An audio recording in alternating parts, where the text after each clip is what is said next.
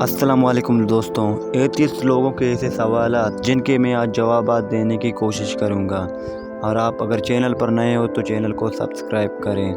تو چلیے آج کی اس ویڈیو کو اسٹارٹ کرتے ہیں۔ سب سے پہلے 33 وہ لوگ ہیں کہ نہ جو کرسچینٹی کو مانتے ہیں، یعنی کہ اس مذہب کو بھی فالو نہیں کرتے، یعنی کہ وہ کسی بھی مذہب کو فالو نہیں کرتے۔ ان لوگوں کا ماننا ہے کہ اس دنیا میں خدا ہی نہیں، چاہے وہ بھگوان ہو، چاہے وہ مسلمانوں کا خدا ہو، کوئی دنیا میں خدا ہی نہیں۔ وہ کہتے ہیں کہ دنیا اپنے آپ بنی، اس لیے ان کے یہاں بہت سارے بحث چلتے رہتے ہیں مسلمانوں، ہندوؤں اور بھی مذہب کے ساتھ۔ تو چلیے آج کے ہم اس ویڈیو کو اسٹارٹ کرتے ہیں اور ان کے سوالات کے جوابات دینے کی کوشش کریں گے۔ تو آج کی اس ویڈیو میں ہم ان کے 3 یا 4 بہت بڑے سوالات ہیں جن کے ہم جوابات دینے کی کوشش کریں گے، اور جوابات بھی ہم قرآن و حقائق سے دیں گے اور بہت ہی مضبوط ثبوت کے ساتھ ان کے ہم جوابات دینے کی کوشش کریں گے۔ تو ایتھیسٹ لوگوں کا پہلا سوال کچھ یوں ہے کہ اگر خدا آئے تو وہ ہمیں نظر کیوں نہیں آتا، یعنی کہ ہم خدا کو دیکھ کیوں نہیں سکتے۔ تو ان کو میں یہ کہنا چاہتا ہوں، آپ کہتے ہو کہ خدا آئے تو نظر نہیں آتا، ایسے تو ہوا بھی ہے لیکن وہ نظر کیوں نہیں آتا؟ کیونکہ ہم اسے دیکھ نہیں سکتے، صرف محسوس کرتے رہ سکتے ہیں۔ ایسے ہی ہم خدا کو دیکھ نہیں سکتے لیکن اسے اپنے اندر محسوس کر سکتے ہیں، اسے اپنے دل میں محسوس کرتے ہیں۔ اگر رات ہے، اس کا مطلب یہ نہیں کہ دن بھی نہیں ہے۔ قرآن میں اللہ تعالیٰ نے صاف صاف فرمایا ہے کہ آنکھیں اسے نہیں پا سکتی اور وہ آنکھوں کو پا لیتا ہے، یعنی کہ آنکھ خدا کو کبھی ڈھونڈ ہی نہیں سکتی، چاہے وہ جتنی تیز ہو۔ جس طرح انسان ہوا کو نہیں دیکھ پاتا، آنکھوں میں اتنی طاقت ہی نہیں کہ وہ خدا کو دیکھ پائے۔ دوسرا سوال یہ ہے کہ خدا کو کس نے پیدا کیا، یعنی کہ اللہ تعالیٰ کو کس نے پیدا کیا۔ تو اس کا جواب میں آپ کو ایک مثال کے طور پر دوں گا۔ آپ مان لیجیے کہ آپ کے پاس ایک کوئن ہے، یہ نہیں ہو سکتا کہ اس کوئن کا کوئی مالک نہ ہو۔ سب سے پہلے آپ نے یہ کوئن کسی دکان والے کے پاس سے حاصل کی ہو۔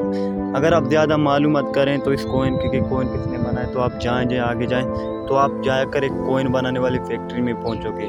اگر وہاں ہم معلومات کریں کہ آپ اس کوئن کو کس نے بنایا تو آپ کو کوئی نہ کوئی ملے گا۔ اسی طرح اس کوئن کا بھی آخر کار اینڈ ہوتا ہے کہ اس کو کس نے بنایا ہے، مطلب اس کوئن کو ایک انسان نے بنایا، اسی طرح انسان کو خدا نے بنایا جس کو کسی نے نہیں بنایا۔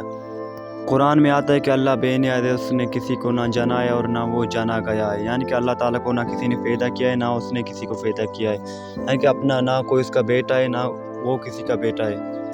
اللہ تعالیٰ تو قدیم ہمیشہ سے موجود ہے، یعنی کہ اللہ تعالیٰ کی ذات وہ ہے جو ہم سے پہلے بھی کئی سالوں ملین سالوں پہلے ہی موجود ہے، یعنی کہ اللہ کا نہ کوئی بیٹا ہے، نہ اللہ کسی کا بیٹا ہے۔ ان لوگوں کا تیسرا سوال یہ ہے کہ اللہ اگر سب کچھ جانتا ہے تو انسان کی آزمائش کیوں؟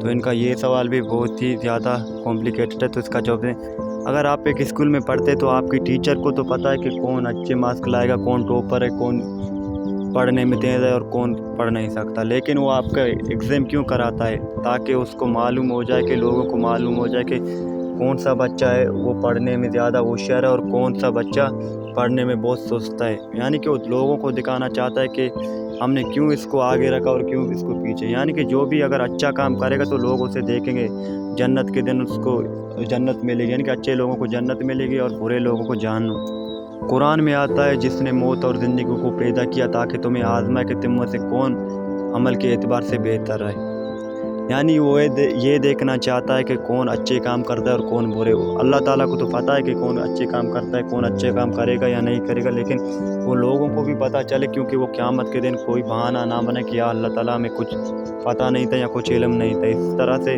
اللہ تعالیٰ ہم سب لوگوں کو آزماتا ہے۔